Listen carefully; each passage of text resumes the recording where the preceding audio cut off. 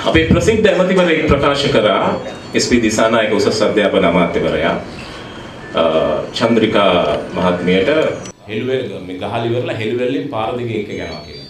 මේව තමයි ආදර්ශය. දැන් කුරුණෑගල කුඹුකැටේ පැවති වේදිකාවේදී අමා විජේසේකරට සහ සමන්ලී ෆොන්සේකට කුණු හරපෙන් බනින්න මේගොල්ලෝ ඉගෙන ගන්න මේ වලින්. මේගොල්ලෝ බය නැතුව ආදර්ශයට ගන්න මේ වලින්. මෙහෙම උපදෙස් දෙන මෙහෙම කළ යුතුයි කියලා හඳුන්වා දෙන රජයක් තමයි අපිට තියෙන්නේ.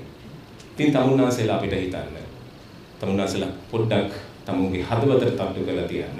මේ தত্ত্বය අපි මෙතනින් එහාට ඉදිරියට අරගෙන යනවා. මේ මිනිස්සුන්ට ජීවත් වෙන නිදහසක් නැති රටේ මේ විදිහට ලැජ්ජ බයක් නැතුව එඩිතරව පැමිණ තමුන්ගේ අනන්තතාවය ප්‍රකාශ කරමින් පහර දෙන රටක අපිට තියෙන මින් ඉදිරියට තියෙන නිදහස කුමක්ද?